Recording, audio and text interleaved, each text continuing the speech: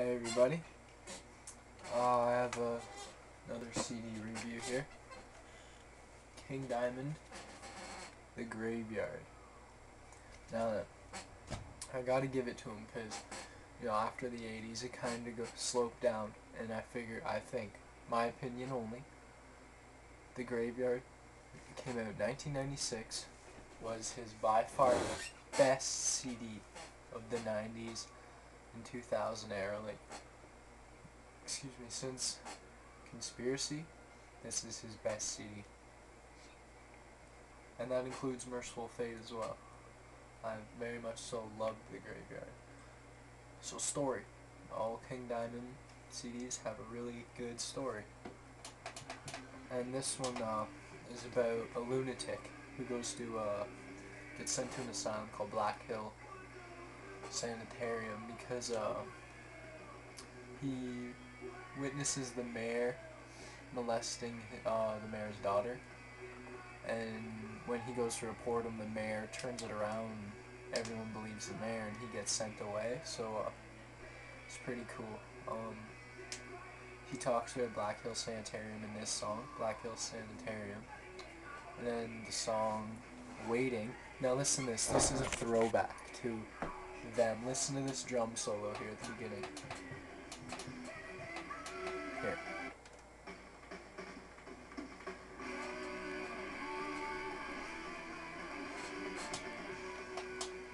I love that drum roll.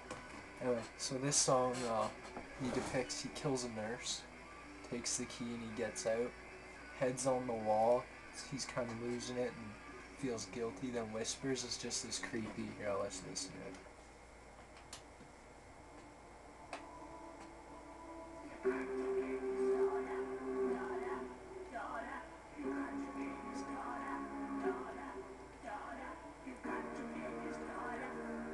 Anyway, and then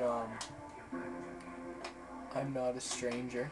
It's all about he's been watching Lucy, the daughter of the mayor, and knows when she leaves school, and he's been kind of like a creepy stalker. And this is when he gets her and takes her back to the graveyard.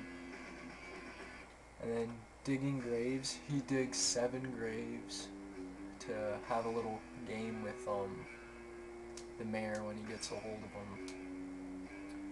And then Meet Me at Midnight.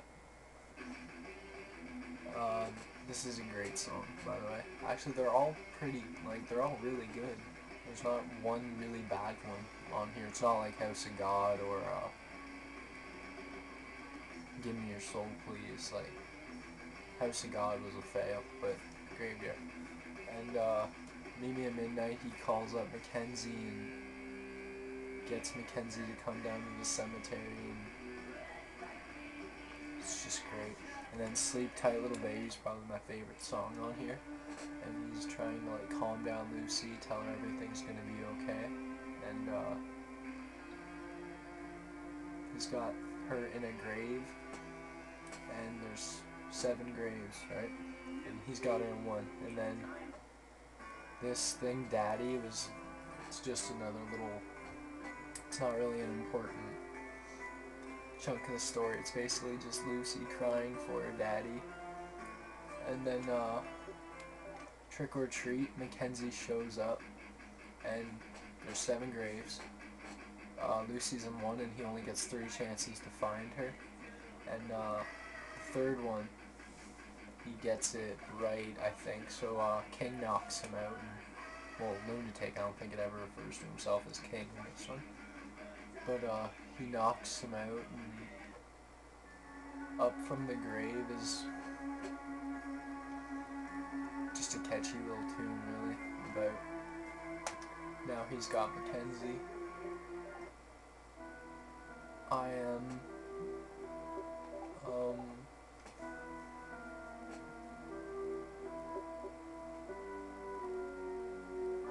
and he talks about, this is where he tries to kill Mackenzie, and he has this really kind of cool, I think I'm losing it again. And you hear him just reaching his insanity, and then he snaps, right? And then Lucy Forever, last song on the CD, there's like an old myth that if you get decapitated in the graveyard, your soul will stay in your head, and that's what happens. And so Lucy takes his head in her backpack, and somehow her dad doesn't notice that she's got a stinky, rotting head in her backpack. And it watches over her and protects her. So it's pretty cool. And you know, it's just a good CD. Like, hey, let me show you something. Okay, look. This was when he was with Metal Blade, not Roadrunner. Look at these flimsy friggin' cardboard things. Like, I know Metal Blade has money. They've got Cannibal Corpse, King Diamond, Merciful Fate, 6 Feet Under, Amon Amarok. Wait, I don't think they have. Wait, I don't know if they have Amon Amarok.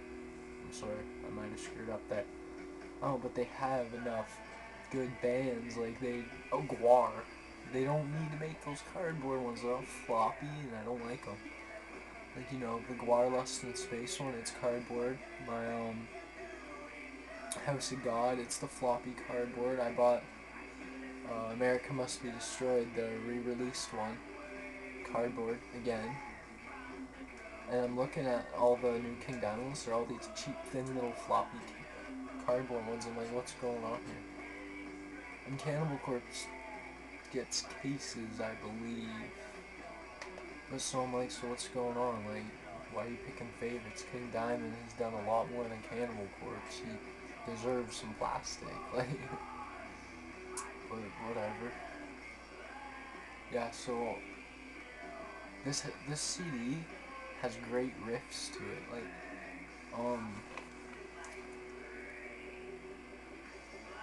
Waiting has an amazing riff to it. I love Waiting. Right from the beginning, when it comes up with that little drum roll that takes you back to Welcome Home on the Them album, you can just tell that you're gonna like this CD. Like, it's just good, and you know, it's got a great story. Like, it's really creative. You know, House of God was created, but it was just put across so badly. I'll review it. It'll be a short review because I don't even really like listening to it, but and it's delivered well. Like, it has good songs. Like, if this CD was made in the 80s, it would be a classic, as Them, Conspiracy, Abigail, and Fatal Portrait are. Speaking of which, tomorrow I'm ordered Fatal Portrait / Abigail, and I'm picking that up tomorrow, so I'll have a review in there soon. And